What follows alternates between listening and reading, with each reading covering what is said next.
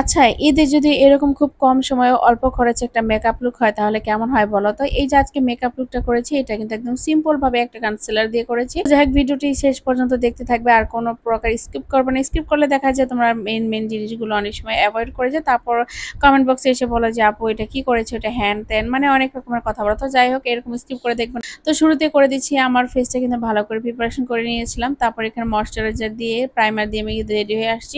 আর এখন আমি যেটা দিলাম একটা কনসিলার দিলাম। কনসিলারটা তোমরা দেখতেই পাচ্ছ যে আমি এখানে WC1 এর কনসিলারটা দিয়েছি।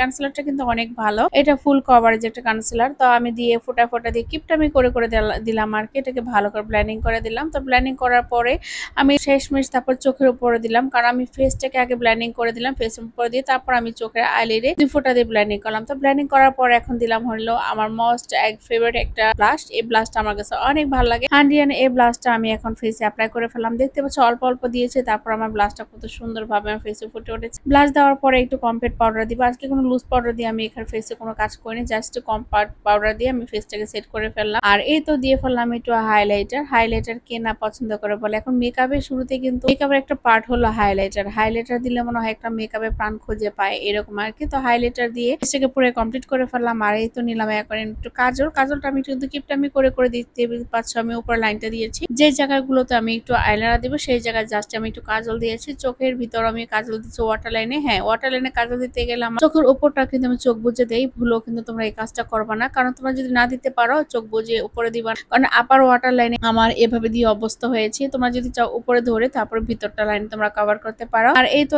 এখন আমি যেটা করলাম আমার কিন্তু কাজল দেওয়া শেষ। আর এরকম একটা ব্রাশ লাগবে। আর এই ব্রাশটা হলো ফ্ল্যাট একটা ব্রাশ। এই ফ্ল্যাট ব্রাশটা দিয়ে জাস্ট কাজলটাকে একদম ব্লেন্ডিং করে ফেলবা। দেখো আমি কাজলটাকে একদম ব্লেন্ডিং করে ফেলছি। একদম লাইট করে ফেলছি। কাজলটাকে আমি ডার্ক করি নাই। তো এখন আমি আমার শাড়ির যে কালার এই কালারে একটা ব্লু কালার একটা শ্যাডো নিয়েছি। তো শ্যাডোটা কিন্তু একদম ডার্ক শ্যাডো না, একটু লাইট ব্লু কালার ছিল। এই ব্লুটা আমার কাছে কিন্তু খুবই ভালো লাগে। আর আমার শাড়ির সাথে যেহেতু আমি এটা করেছি ব্ল্যাক এর উপরে, দেখো আমার কালারটাও খুবই সুন্দর একটা কালার চলে আসবে একদমই পুরো শাড়ির কালার। তো এই যে দেখো আমি কিন্তু পুরো চোখটাকে কিন্তু শাড়ির লুকে নিয়ে আসছি। আর এটাকে জাস্ট একটু এখন শুধু ব্লেন্ডিং করব সেই একই ব্রাশ দিয়ে। যেহেতু আমি একই ব্রাশ দিয়ে করে ফেলেছি তার জন্য আর একটা ব্রাশ দিচ্ছিলাম না। আর এখন একটা ফ্রেশ একটা ব্রাশ নিয়েছি সেই ব্রাশটা দিয়ে জাস্ট এটাকে একটু ব্লেন্ডিং করে ফেললাম। আর এখন ইনার কর্নারে একটু হাইলাইটার দিলাম, মাস্কারা দিয়ে ফেললাম। তো এই তো হয়ে গেল। চোখের নিচেও কিন্তু আমি সেম সেই কাজল সেই শ্যাডোটাই দিয়েছি, দিয়ে জাস্ট একটু ব্লেন্ডিং করেছি, বেশি মোটা করি নেই, জাস্ট অল্প একটু মানে অল্প করে দিয়েছি। তারপর